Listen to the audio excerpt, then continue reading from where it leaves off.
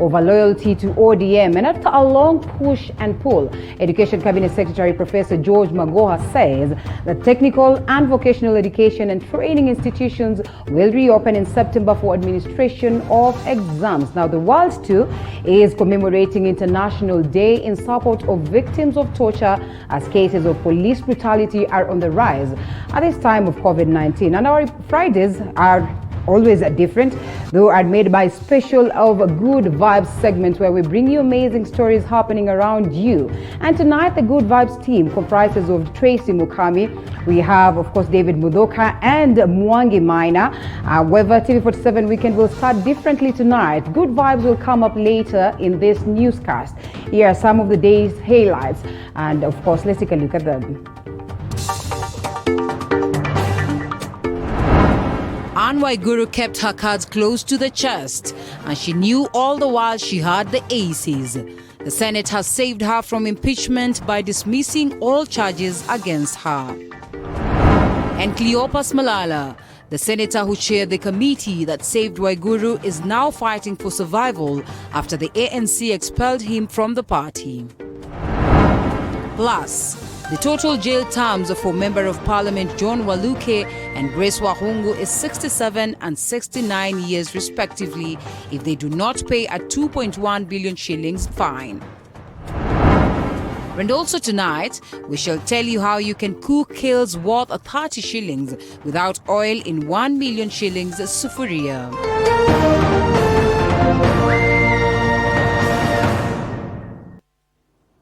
TV47 Weekend begins right now. My name is Linda Lela. Our sign language interpreter is Ann Waiguru. And the key story of the day, Kirinyaga Governor Ann Waiguru has survived impeachment by the Senate. The 11-member committee that was probing her impeached says that charges against her were not substantiated. Please, you are pushing me to the edge. Yeah, you are pushing me to the edge. You are not going to tell me what to do. More comment. The 11-member select committee saved Waiguru, claiming that the county assembly did not substantiate the allegations against her. The Malala-led committee claimed the evidence produced by the county assembly did not meet the threshold to warrant her impeachment. That this allegation was proved but does not amount to an impeachable offense. Allegation number 3. Mr. Speaker. The committee has, however, recommended the Ethics and Anti-Corruption Commission to investigate the illegal tenders that were issued in Kirinyaga. The committee recommending the tenders to be halted and the 2 county officials adversely mentioned in the matter to step aside. The 2 are Pauline Kamau and Wayne Gishira. And members of the tender committees, that is one Wayne, Pauline, and the director, supply chain management, Mr.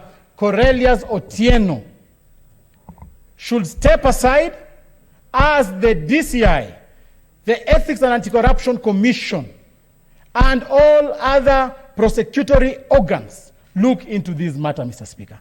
Waiguru was accused of, among other charges, abuse of office, gross violation of the law, and irregularly paid travel allowances amounting to 10.6 million. However, a section of senators have questioned the report that was prepared after 2 days of interrogations. In this house, and the dignity of this house is going to be determined by the consistency of the decisions we make and the manner in which we conduct ourselves on the floor of this house. What I said back on June 16th has come to pass. We got a committee that was very good at sanitization services, and they have been able to carry that this afternoon. Waiguru denied all the charges against her, saying the county assembly acted out of malice. The select committee, however, says the EACC should be included in the future such committees to enable better understanding of the loopholes. Are the allegations that were so made? This was more about political hubris and innuendos. It was about ad hominem arguments against the character of Governor Ann Waiguru. The committee now tasking Kirinyaga Senator Charles Kibiru with bringing together the county leadership. If the county assembly of Kirinyaga and the governor think there's going to be a divorce, there will be no divorce. If they think they can wind up the county, Makueni, we have an example of what happens. We must have confidence in this House, Speaker. And Speaker, sometimes we read things that have been written by members of this House, Speaker, that degrade the House. And it's not that the House, the people out there would like the Speaker to call us all sorts of names. Sometimes we call ourselves those names. After the Senate has acquitted Kirinyaga Governor Ann Waiguru, now the only hope for the Kirinyaga people remains with the office of DCI and EACC. Elizabeth Mutiku, TV47, Palm Buildings, Nairobi. And meanwhile, Kirinyaga residents have expressed mixed reactions following the decision by Senate. In some areas, there were jubilations even as the MCAs promised to revive their impeachment quest.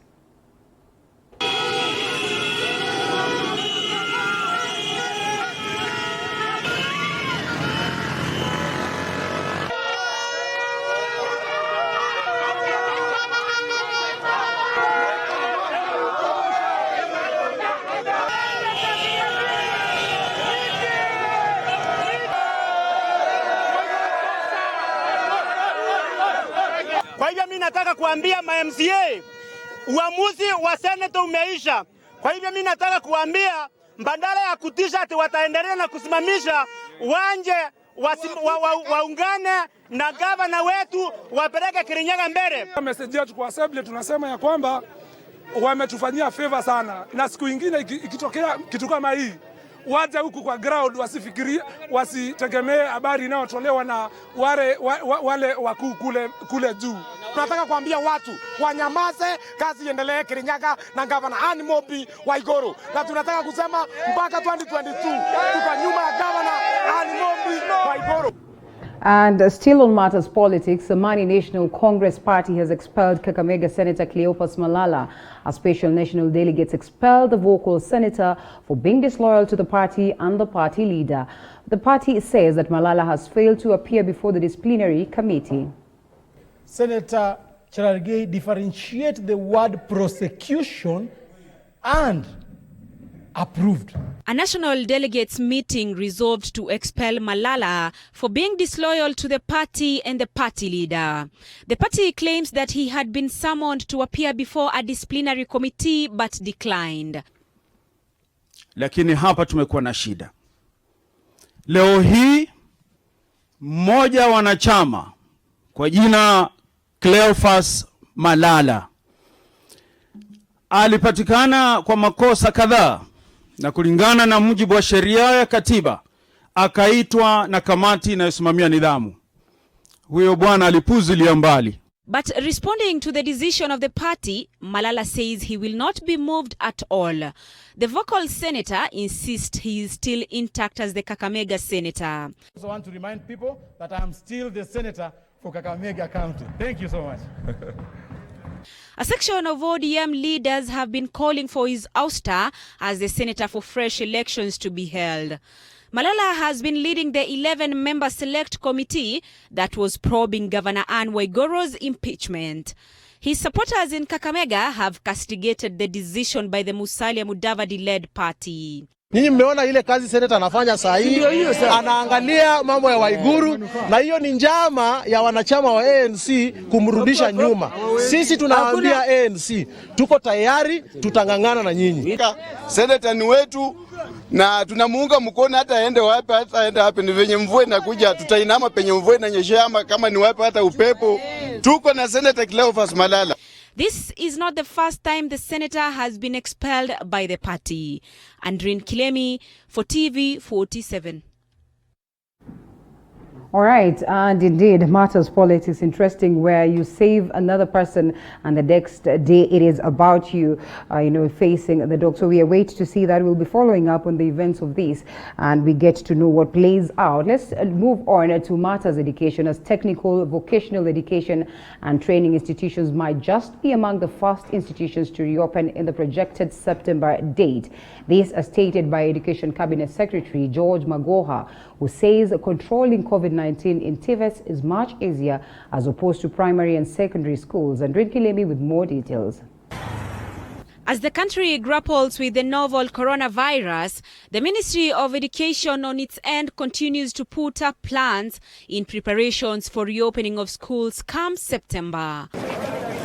And now technical, vocational education and training centers might just be among the first institutions to reopen in the projected September date. This according to Professor Magoha, who met principals of TVET institutions to discuss reopening plans and the post-COVID-19 strategy at the Kisumu National Polytechnic. It is not an opportunity for anybody to bring petty politics into the process. We do not know the behavior of this disease, and frankly, I fail to understand why somebody should think, oh, now what you are arguing before should be reversed because COVID has come. Further, the Education Ministry says controlling COVID-19 in TVET schools is much easier as compared to primary and secondary schools, whose population is huge. The easiest part for TVET, going by allowing them to come in shifts, is perhaps to allow the examination class, which was actually disrupted. Magoha has further ruled out the possibility of interfering with the education calendar, saying this will call for a heads of state meeting in the East African community. We are a senior member of the East African community protocols. It would then mean that His Excellency the President will have to consult with the others. And if they say no, then it will not be something that we should even waste our time on. He also encouraged all institutions to have access to medical institutions to prevent stigmatization in event of cases of fevers that are non-related to coronavirus. Rin Kilemi, TV47, Nairobi. And back to Kirinyaga, just who saved Waiguru? Ann Waiguru is one of the faces of BBI in the Mount Kenya region. And with her being in the good books of the BBI, a section of senators say she had to survive. Ann Waiguru was elected the second governor of Kirinyaga County amidst a huge corruption baggage. Her survival had been anticipated by a section of political observers due to her political inclination. Waiguru, the face of BBI in the Mount Kenya region, has been saying her ouster is politically driven. MCAs have threatened to revive her ouster, but the county boss says she is not moved. I say this because the Kirinyaga MCAs have made several statements that this is just one of many impeachments they have lined up to ensure they destabilize the county totally. Senators opposed to her survival have questioned the credibility of the select committee, and some claim her political affiliation saved her. Take their time, evaluate what we are doing, and when they elected the next group of senators and the next group of leaders to national or county government, they must take into account the possibility that of conglomeration of these kind of leaders to subvert the cause of justice. Kamati imesema kulikuwa na makosa ya kisheria, lakini wanaenda kusema hapana, governor asifunguliwe ama asitolewe kwa kiti chake, kwa sababu you know you cannot have your cake and eat it. Wamesema kulikuwa na shida mambo ya tenda ama kandarasi, kulikuwa na shida ya kuandika watu kazi, kulikuwa na shida ya uhusiano wa county assembly na governor, na unasema huyu mtu wako na makosa lakini tunamwachilia. Hii tunasema kuanzia siku ile waliunda kamati chobo ya kuchunguza madai hayo ya kumng'oa mamlakani governor Waiguru, ilikuwa tu ni chobo ya kufanya mwosho mmoja, kwa sababu sasa imekuwa mwosho mmoja, haijafuatilia ile nafasi ya kuhakikisha wananchi wa Kirinyaga wanatakana kupata haki. ODM affiliated senators were among those who strongly supported the report by the Malala-led committee. Unlike the Kiambu governor Ferdinand Waititu's impeachment process, Waiguru's ouster was supported overwhelmingly in the House. 2020 as a day for a special sitting of the Senate, White Gazette Notice number 4235, dated 24th June 2020. Waiguru will now be faced by working with the hostile county assembly after 23 out of 33 MCAs supported a ouster. The health sector among those adversely mentioned are the sectors that have been crippled in Kirinyaga. Elizabeth Motiku, TV47 Nairobi. And it's time now that we take a short break. And guess what? We'll be coming back with good vibes, indeed, good vibes this evening with my team. I'll be introducing them later as we kick off on that after this short break.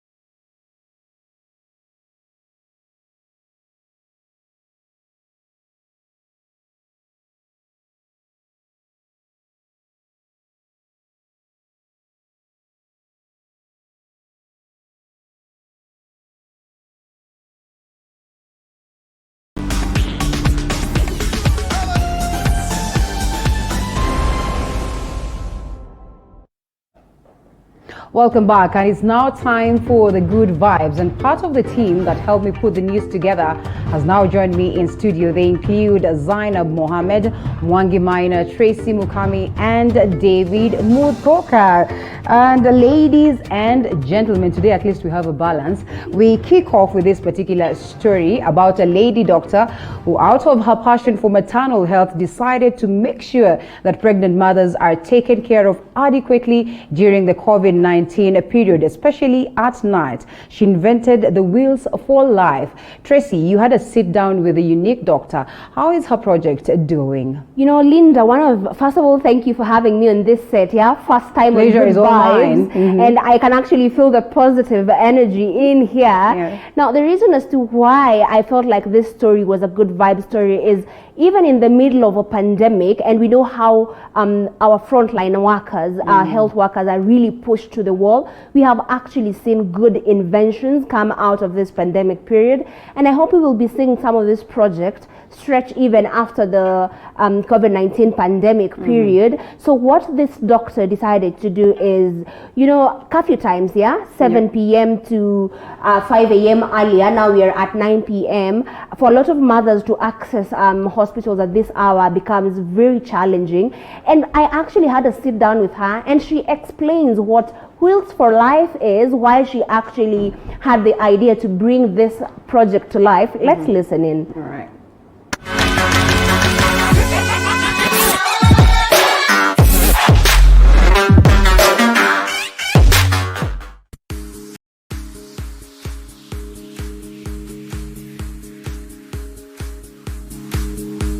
Among the things that happened was, of course, the government imposed a curfew, a nationwide curfew from 7 to 5.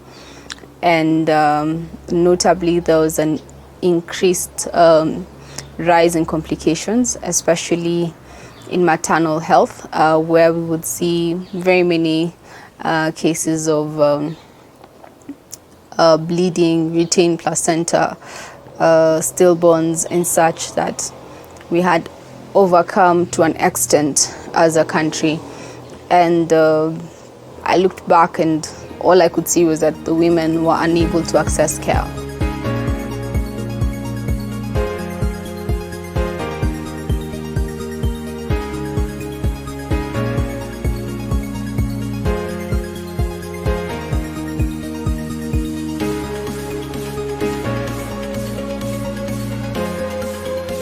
A client calls or a patient calls a toll-free number, 1196, and they're able to actually get access to consultation for free from our doctors, residents in obstetrics and gynecology, and they're able to get triage. Triage meaning that they're able to listen and find out what's going on.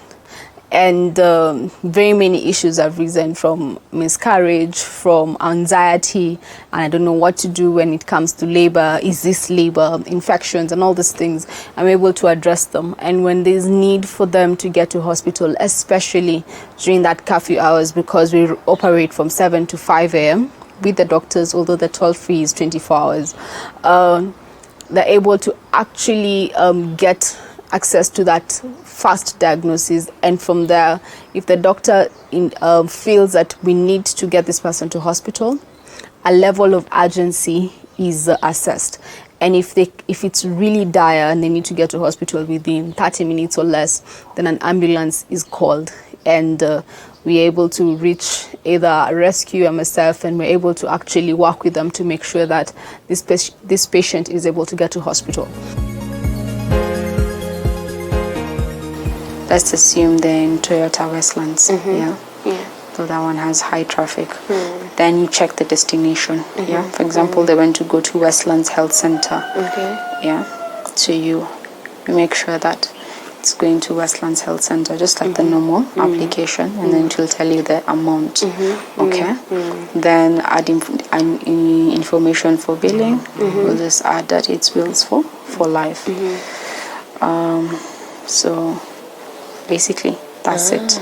Nice. Okay. Right. So now it searches from here, depending on the driver that is closest. Right. Okay. And then now from there, the driver will be able to contact me, and then I'll be able to connect them to the actual person. All right. Very simple. Nice. Very, very simple.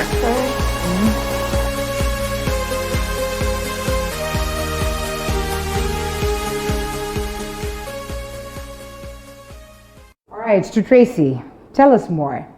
You know, Linda, when we look at the people that this app is targeted to help, people who actually come from underprivileged backgrounds, all you need to do is call 1196 and you will get all the help that you need. Doctors are at your service. They actually have a 24-hour call center.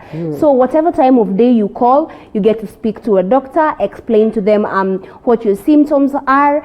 And we are actually going to see, the doctor was telling me when we went to the interview that we have actually had cases of moms and their newborn babies being saved as a result of getting to hospital in time. So we really hope the community will be able to embrace.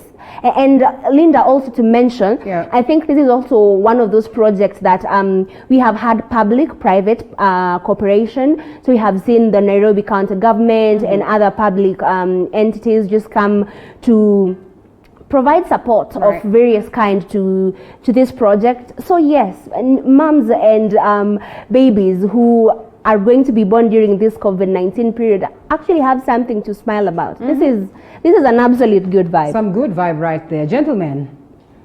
I don't know why they are quiet. Because maternal health concerns you guys as well. The ladies the opportunity first of all to speak. Well, they're probably trying to tell us, you know what, we are not married just yet. We do not understand this. It does not resonate to us, gentlemen. But Linda, the fact that they are not married just yet, that means they require this number more. You never know with quarantine and all. Gentlemen, say something. I think that I should laud Dr. Jemima for the innovation and the invention to assist pregnant women at such a time. We understand that we're living in very abnormal times, and this means that our health facilities are quite stretched to the limit. So not every pregnant woman could be attended to at the right time. And now this application, because most of the country now is going digital, pregnant women, I must say that this is a reprieve for them. Yes. Indeed, these are wheels of life. So you can only imagine what can happen to a pregnant woman when the labor calls. You don't have anybody near you. It is curfew hours. You know, some police, the way they are brutal. So indeed, it's whatever the doctor has done, Dr. Karaoke, it's commendable, it's laudable, and we only hope that women, and especially the pregnant mothers, will utilize this opportunity. It's a brilliant idea. And when you mention utilize, Mwangi, I really hope we will see a scenario where we will not be getting people misuse this toll-free number. We know Kenyans sometimes, We saw some Kenyans being transported using an ambulance, yet there were some drunk teens. I know, that was bad. If I can join in. Sure. Mudoka and Mwangi, don't you guys have sisters, or don't you guys have mothers, or girlfriends? You shouldn't be quiet when it comes Definitely to we have, and I think on my side, I appreciate the innovation the doctor has done, and therefore it is a call to all women, to all girls probably who are pregnant, because this one has come to help them. So therefore I don't understand why we should be keeping quiet, but it is to laud the innovation the doctor has done. It is a beautiful innovation. It is a beautiful innovation, and kudos to the doctor. It's really interesting. Commendable. No. There's no more time for that. Let me also say something. After all, it's commendable. I can relate, and most importantly, I'm looking at the future where there are likelihoods of the same, being translated to other, issues, as opposed to just, that maternal care and everything. It is indeed a great innovation right there, and it is toll-free for that matter. So you need not to worry about expenses and all that. That's commendable. Good one, Tracy, right there. And let's cross over to a different one. A digital health solution invented to administer healthcare at the comfort of the patient's home is now offering home-based COVID-19 testing. Nancy Kimuyu with the details on the Tibu Health mobile app. Let's take a look at that. Natalie Maikere sat at her dining table as a doctor in a lab coat unpacked her medical bag and took her temperature, pulse and blood pressure. Maikere is one of over 600 Nairobians getting medical care at home through Tibu Health, a Kenyan startup. It is a small player in a global movement towards home-based medical care, and its March launch coincided with the coronavirus pandemic that has forced much of the world's population to stay at home. People, when they think of health, what do they think? They think clinic, hospital, I have to go there. So there's a bit of an education component whereby we're saying, actually, no, we'll bring everything to you.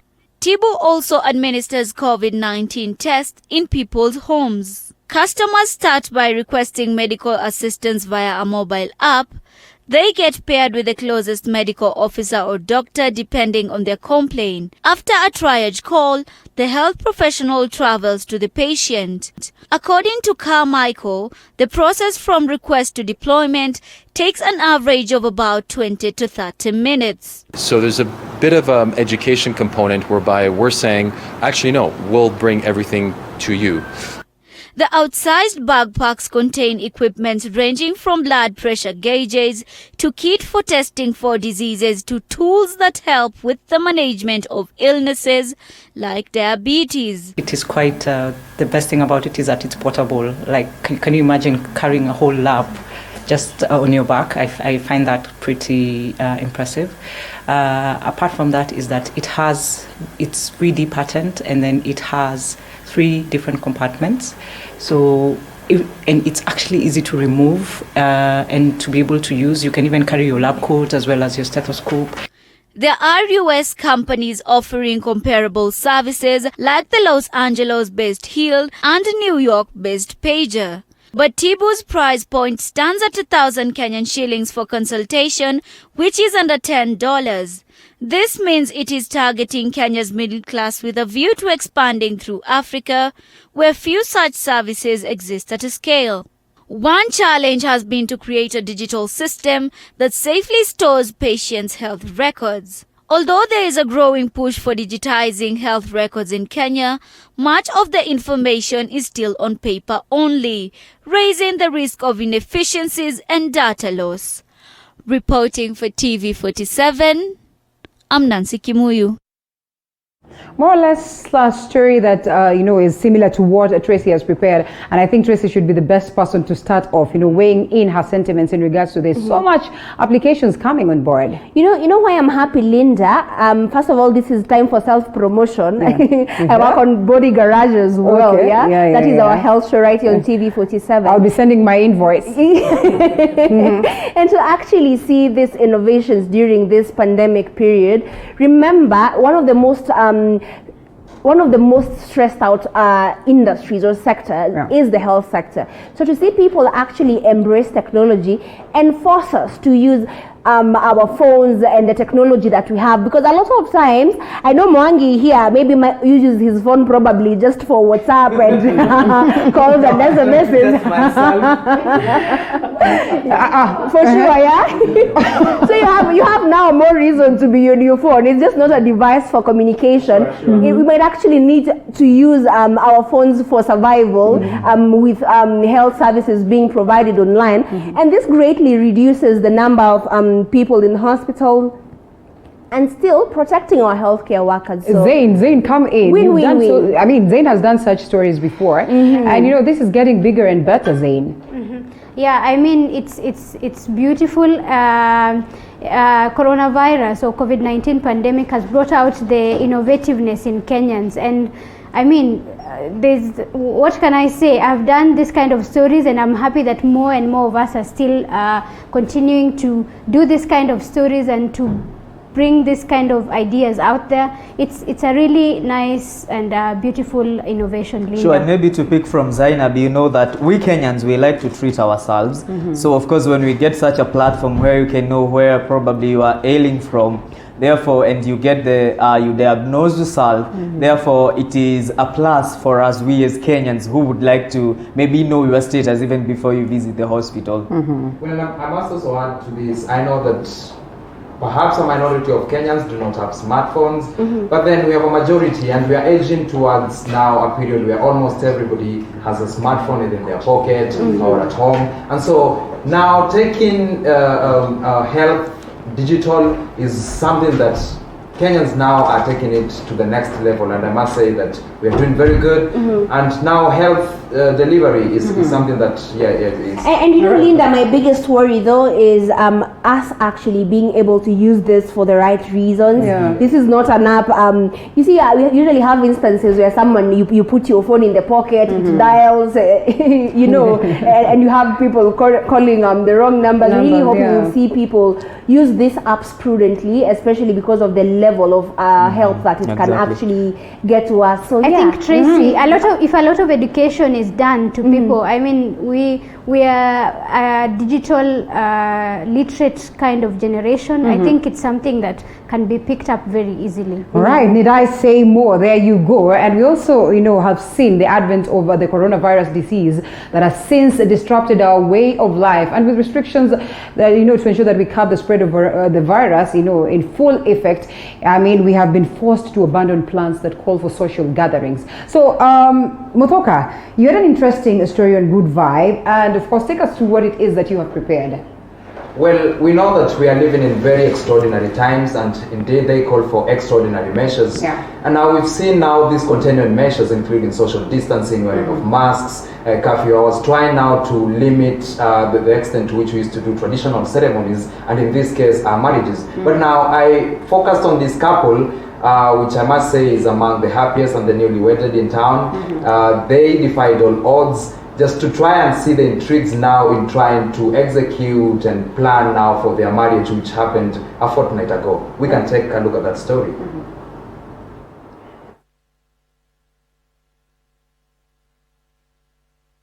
Mimi niliambia Pasi, by the ukisahau kusema you can now kiss the bride na kukumbusha.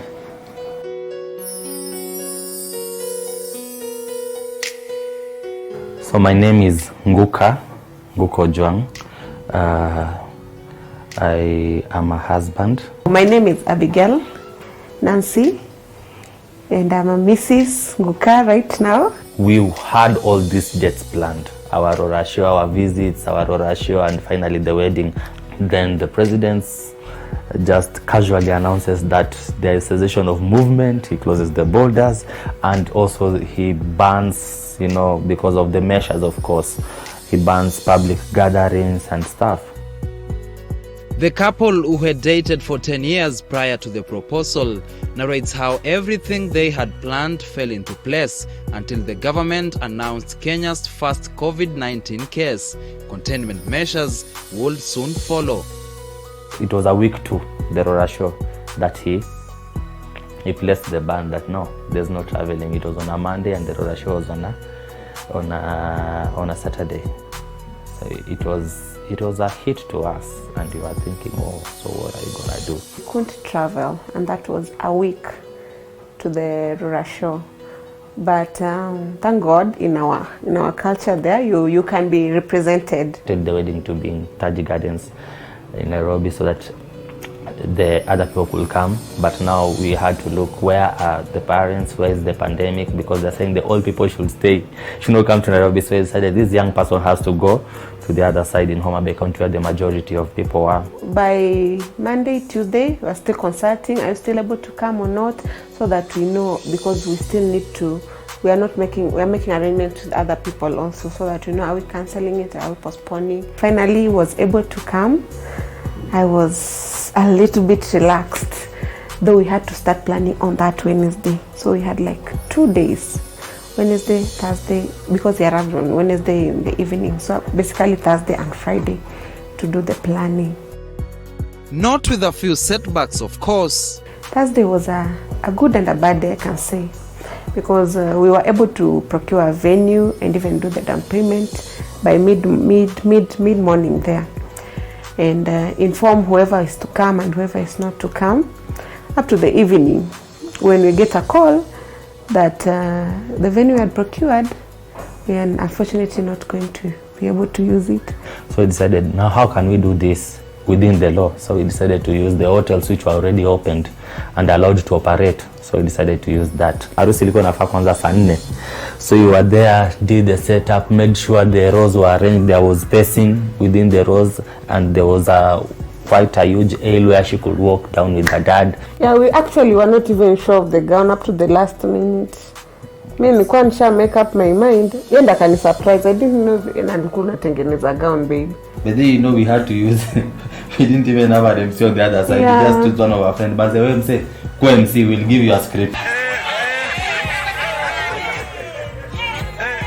All done with though, they can now look into paradise and say yes, let the happily ever after come. Mimi niliambia Pasi by the ukisahau kusema you can now kiss the bride na kukumbusha. Ndo swali kwa better online, but we are glad our friends walikuwa na watch from online. All these processes, kuombewa, kusainiwa certificate.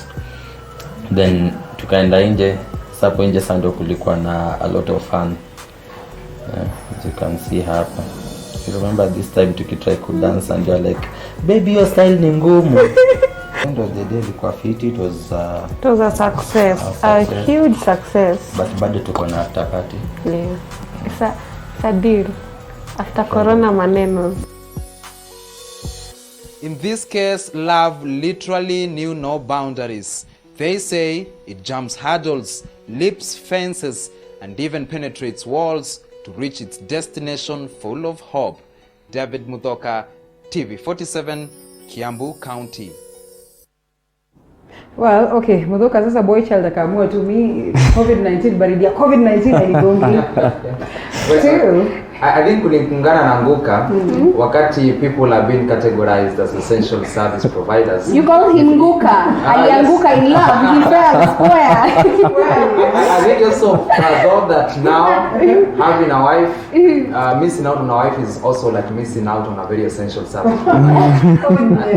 And the Bible says whoever now finds a wife, Sure. yeah, it's a very good thing. And you can imagine the kind of quarantine that is taking place in the house. You know, that kind of honeymoon setting in that house between Nguka and Nancy. Now I like for this story, and they were so quiet on the maternal story. Kwanza they feel like this one touches them squarely. Because Kwanza Mwangi Maina, Mwangi tunakuona sana by the way. We can see of you. course the two of them are exuberant, in high sana. spirit. Mwangi, we can see you by the way. So you know it's something that is commendable in this. You know, he's a essential service provider. Then he has got a wife during this time. There is nobody else in the house. There are two of them, so they have not gone for honeymoon in Maldives or in Zanzibar or wherever they can. So the honeymoon is around the house, from the kitchen to the bedroom. So you can imagine the kind of atmosphere there. Congrats, Nguka.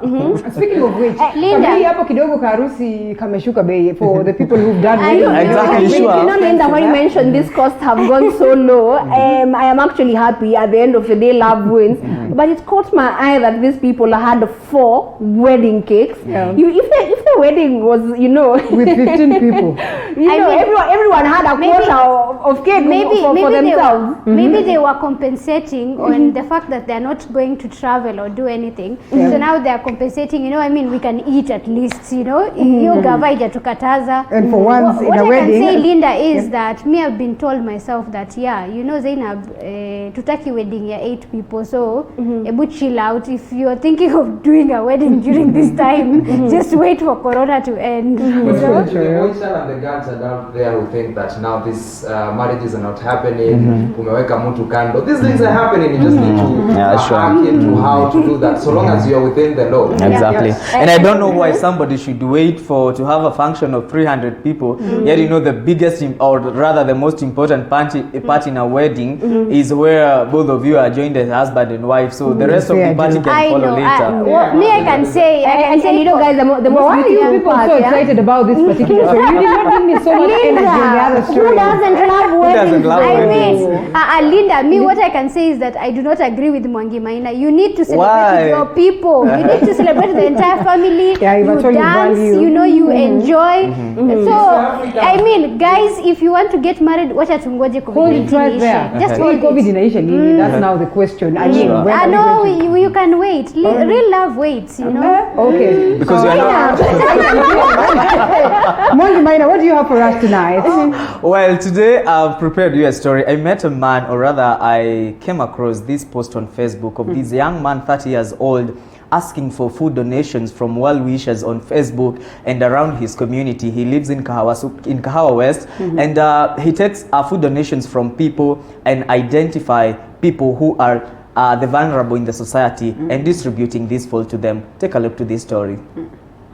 On his Facebook page, which has now attracted more than 1,000 followers, Joseph Mwaura, a 30-year-old man, has been mobilizing well-wishers to give clothes and food donations to the less fortunate in his society in his own initiative dubbed Basket for the Needy. Joseph uses his part of his salary to buy foodstuffs to the needy, whom he identifies around his area, and collects donations from well-wishers to put a smile on the faces of those that life has not been easy for them. We made our way to Kahawa West to meet up with Joseph. Here, we found him waiting for a well-wisher who had promised to deliver some food for him to take to a family he had identified.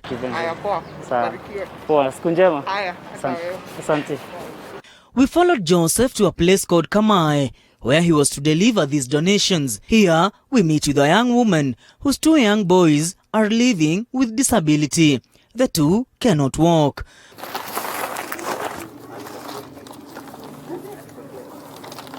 We had a sit down with Joseph to know more about him and why he chose to be a source of joy to such families. Nilikuwa nimeajiriwa na mtu ambaye nilikuwa ni tajiri sana. Na wakati nilikuwa na drive magari zake, nilikuwa napatana na watu wa aina mingi. Mtu anaona ni kama mimi ndio tajiri, ananisimamisha, ananiambia anataka chakula. Mtu unapatana na mzazi akiwa na mtoto wake kwa mgongo, ananiambia ni mgonjwa, akifikiria zile magari ni zangu na niko na pesa. So nilikuja nikaona kumbe kuna watu wako na shida, ni vile maybe mtu ana uwezo wa kumsaidia. Nikaamua ku create hiyo platform ya Basket of the Needy. Growing up in a slum in a poor family and seeing many facing it rough, he began this noble task with a little he had. Mi day moja niliamka kitu 2017. Usiku nikafikiria vile naweza patia watu unga zenye nilikuwa nazo kwa hao, but vile zilikuwa kidogo singeweza kupatiana, kwa sababu nilikuwa naona nikienda hata kupatiana ni unga 2 nitapatiana zikiwa 2 kivipi. So nilifanya kufikiria vile hizi unga naweza zimultiply. Na juu naishi kwa flat na hao watu wako well up, nikaona njia mzuri ya kuwapata si kuwabishia kwa milango, kwa sababu kila mtu anajikalisha, tujuani sana. So niliona ile njia rahisi ni kuchukua basket yangu ya manguo, niweke pale kwa gate na niondoke. Ule mtu ata feel like anaweza give, ataweka pale. Whatever donations he receives, he stores them in his house and identifies needy families not only in Kahawa West but also its environs. Huwa naenda field sometimes, naenda kutafuta hizi familia. Nikipata familia naenda naingia kwa mtandao, najaribu kuomba vitu huko. Nikipata usaidizi naenda nazisaidia. When the donations are many, he hires this cart or a motorcycle to distribute the donations to the deserving families. His vision is to join up with like-minded youths to mobilize their fellow youth to become a blessing to the vulnerable in the society. Ile kitu inanipea motisha ni kuona zile familia zingine natembelea zimechange, na ati yule mtu unaweza muitisha unga na akasaidia mtu mwingine. Kwa sababu kuna familia ambazo mimi huwa natembea napata ule mtu alikuwa mgonjwa, kazi yake ndio ilikuwa imeharibika kwa sababu alikuwa mgonjwa na hategemei mtu mwingine yote. Ako tu pale, kazi imeisha, hana chakula. Nikienda kumtembelea akiniepea mashida yake, najaribu vile naweza boost kazi yake. Ikisimama na nikienda pale nipate anafanya bidii, na naweza mwambia sasa nunulia jirani yako unga, anaweza nunulia. Hiyo inani motivate sana. He says social media is a tool that can be used for good, and he is a testament to this since most people reach out to him through his Facebook page. Kusaidia maskini ni kumkopesha Mungu. Waichukulie kama ile maneno ya Mungu tu. Unaweza kusaidia majirani wale ambao hawana, kwa sababu ukisaidia mtu tu umekopesha Mungu, na Mungu tu ndiye anaweza kukulipa. It doesn't matter whatever you have to help the less fortunate in your society. And this young man is a good example that the little you have can go a long way in helping the less fortunate in your society. Wangi Maina, TV47, Kahawa West. And Mwangi Maura, I think this guy, that is Joseph, I called you Mwangi Maura. You have Mwangi just Maina. baptized me. Yes, Mwangi Maina. I think Joseph Maura has beat the government to this game. I mean, for once, he's been able to, you know, identify the vulnerable. Vizuri sana, something that's, sincerely speaking, you've seen how the government has been grappling. They do not even know how best they can identify, you know, the people who are vulnerable in the society, so they can, you know, share all these donations and the monies that were, you know, disseminated to us, ensuring that the vulnerable are catered for. Yeah, it's an organized way of donating what he has, and thumbs up to Joseph Maura for what he's doing. I was there with him today and I saw him giving the donations to that woman who has 2 kids who are living with disability. That is commendable for him, and what we can only say, that is the reason why we are having good vibes, and we can only tell him to continue doing the good work. And if you are there, you are around his hood, do the necessary. And I can only finish with what he said, that when you give to the poor, actually you are lending to God. Yes, indeed. Congratulations to him. And the reason why we are all of us like Hapasai is simply because we all had stories, well, apart from him, from me. So Zain, your story of the day. I mean, my story, I assure you, Linda, just wait. It's a story I was really excited to do, and I'm excited to share with the audience. So what does 1 million bob mean to you? A piece of land, a car maybe, but for a group of innovators, 1 million bob is the price you pay for their high-end cooking pots that are using titanium technology to ensure that you do not use water or even oil when you're cooking your food.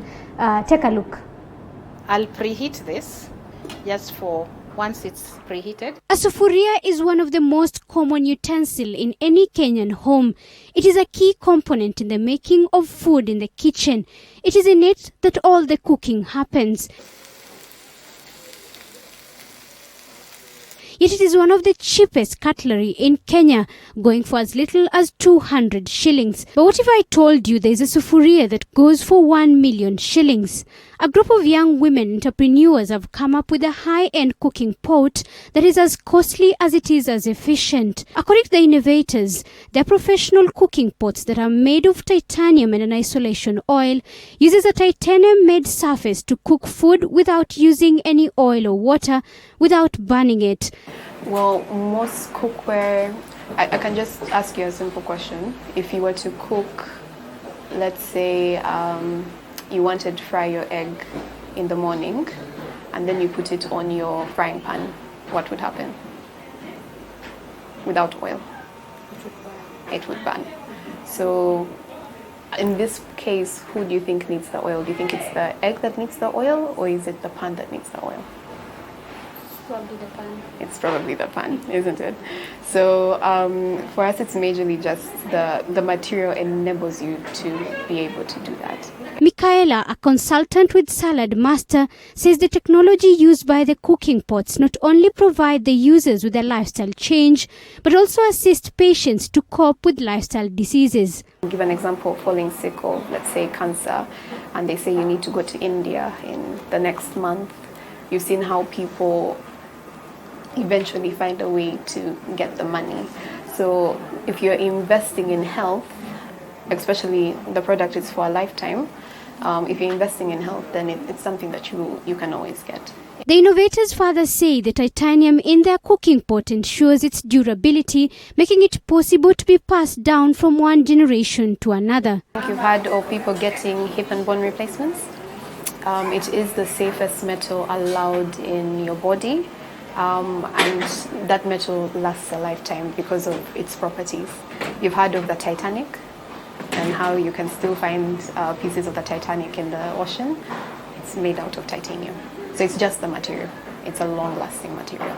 But just to ensure there are real clients who buy these professional pots, we go out and meet Elizabeth Kimani, a client who bought the professional cooking pots about 9 months ago.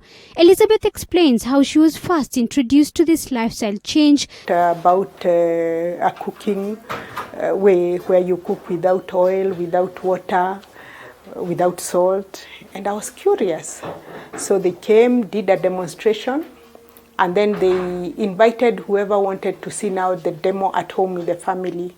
to volunteer, and I volunteered. I bought a set that goes for about 570. Say close to about 600, 570 set. That's a professional set. I have now been on Salad Master cookware fully for 9 months, since around September last year. And this is June, so that's about 9 to 10 months. And what I have come to learn now, as I go back for my clinics, for cholesterol clinics, my cholesterol has gone down. I no longer have to take the cholesterol pill. A decision she says has reduced her cholesterol levels tremendously. Whereas this food might have cost as little as 100 shillings, it was made in this pot that costs up to 1 million Kenyan shillings. The question in many people's head being, why buy a pot for 1 million Kenyan shillings? But for the innovators, they say the health benefits from this pot outweighs the costs.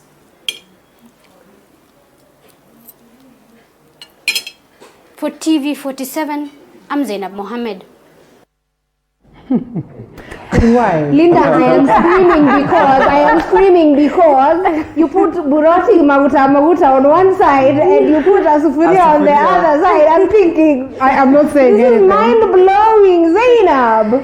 Yeah, I mean, I want to talk the last person. I just want your reaction. So I mean, convince us. Go ahead. I think first of all, Zainab should tell us how it feels to taste food cooked in a pot worth almost $1 million. How does it taste? Linda, I assure you, I came back to the office at about 7 p.m. And I was walking up the stairs, and our colleague Elizabeth Mutuku, I saw her on the stairs, and I was shouting, Elizabeth, leo nimekula food and imepikwa kwa sufuria ya 1 million bob. So I mean, you guys cannot handle it right now. Before you join in, Muzoka, I am imagining a scenario. I have not seen this sufuria use any type of fire to cook the food. This is a good thing. Us ladies, maybe we should invest. You can put your cooking pot in your handbag from wherever you are. You just and that's not it. And that's not only the only benefit.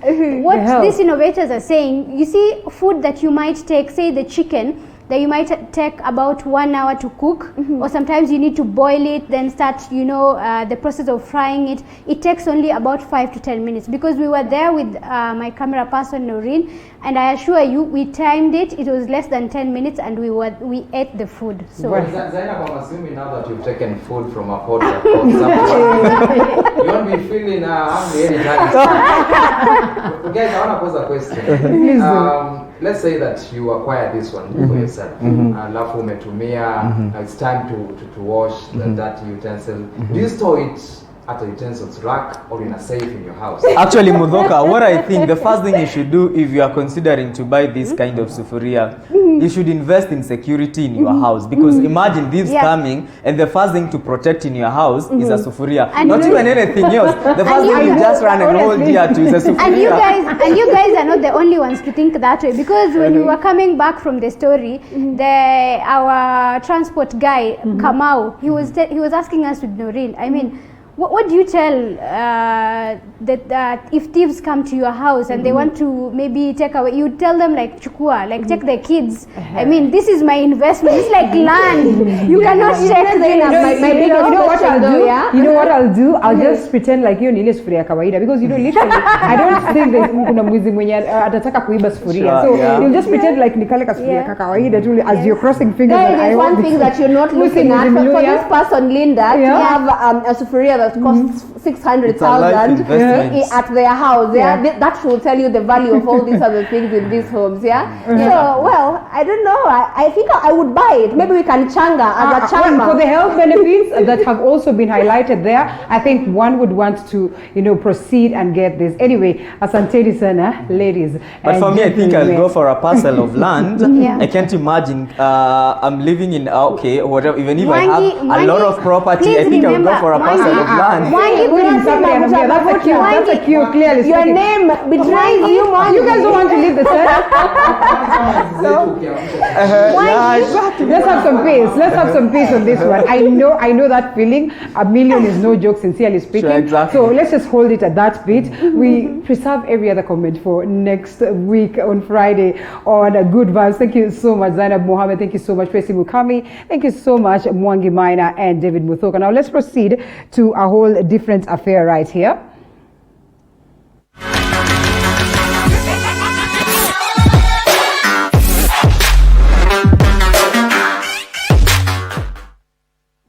And to other news, the Judiciary has clarified that Sirisia Member of Parliament John Waluke was given a 67-year jail term and not 7 years. Now, the court states that if Waluke and his co-accused Grace Wahungu fail to pay the fines, and if the company involved in the scandal Herald Supplies does not pay as well, then the directors will serve the jail term. Veteran athletes smile. In a statement, the judiciary says if the fines set are not paid, the two will serve their own jail terms. And if the company involved, Herald Supplies, will fail to pay the fine, then its directors will serve the sentence in addition to their own. John Waluke and Grace Wahungu were found guilty of the charges as they were co-directors with at Herald Supplies. Waluke and Wahungu were accused of swindling National Cereals and Produce Board more than 297 million shillings, the amount that is said to have been shared in only 2 days. Among the notable figures who benefited from the 297 million shillings in 2013 is Nancy Barasa, who was the Deputy Chief Justice. Barasa received 5 million as legal fees on 20th of March 2013. Ahmed Nasir and Abdikadir and co-advocates got 40 million shillings. Soita and Saende advocates received a total of 149,320,000 shillings from a shareholder who is not stated. Others who received money is Sirisia MP John Koi Waluke, who received 50 million, and his co-accused Grace Sarapei Wahungu, who received 40 million Kenya shillings. Meanwhile, in Sirisia constituency, residents demonstrated in support of their legislator. Hiyo kesi ni ya kisiasa. Hayo maamuzi ni ya kisiasa. Hatujaona mbunge ambaye ameweza kujenga constituency kama Mheshimiwa John Waluke. Kwa hivyo watu wache na tufanye maandamano na watu waachilie mtu wetu. Waluke and his co-accused have 2 weeks to appeal the case. Joash Onsare, TV47, Nairobi. Now, Isili, one of Nairobi's economic hub, is picking up slowly after restriction of movement orders were eased. Now, Isadine Haji toured this particular town and filed this report. After months of Isli's economic downfall amid the pandemic, these streets are slowly gathering life and establishing a lifeline to the initial booming business. This comes after President Uhuru Kenyatta lifted cessation of movement into and out of Isli that was earlier imposed to curb the spread of COVID-19. Abdi Jim Ali runs a stall in this busy lane and was a victim of collapsing businesses in Isli. It's a new chapter for his business and hopes for better days ahead. Things are coming back to normal now that the president lifted restrictions on Isli. We hope the president does not impose another lockdown on this town. For Abdi and many others here, the pinch of struggling businesses is still rife and lethal to the economy of this country. Even as the global pandemic continues to set hurdles to major economies in this world, Nairobi's economic PowerPoint was nonetheless spared. Businesses once again slowly catching pace here in Isli after the government revisited restrictions and placed prudent measures to curb the virus. Wearing face masks and presence of hand sanitizers at every single business premise here is mandatory, a move that local economic analysts believe will help businesses in Isli to resume normalcy. It might be 40% or 50% of the activity are now come back normal, but you know the rest are with the other part of the country. So we hope when the whole business are open countrywide is when we say that the business has come back complete. Although major businesses here are experiencing slow resumption to normalcy, many small businesses, such as this local coffee joint, are yet to see the light of the day. customers are nowhere to be seen. Initially, Mutahi Kagwe said that no restaurants should be open. We should be serving only on takeaway basis. Empty chairs, which initially used to be full, tells a lot about strict adherence to government directives and signifies the presence of the deadly virus in these streets and fear of the residents. Esedin Haji, TV47, Eastleigh, Nairobi. The story that I'd hinted on earlier on Matters Sport is that the National Olympic Committee of Kenya has rolled out a stimulus package to cushion veteran athletes amid the COVID-19 effects. Some 89 retired athletes across the country who represent Kenya in African Games, Commonwealth and Olympic Games between 2002 and 2004 are set to receive these packages that we're talking about, foodstuffs among them, worth 2,000 shillings for the next 3 months. Sports Cabinet Secretary Amina Mohammed, who flagged off the food donations, said that her ministry is also working on ways to cushion the veteran athletes. And so nobody will be safe. If you're a coach, you won't be safe. If you are a health practitioner, you will not be safe. If you're a pharmacist, you will not be safe. So anybody who engages in this illegal activity will be captured. And still on more sports, Bandari FC have sacked their second assistant coach Ibrahim Shikanda. The Dockers are said to have taken the step as a cost-cutting measure amid the COVID-19 pandemic. Shikanda alongside Nasor Mwakoba were both assistant coaches under Bernard Malala, who was shown also the door in January this year.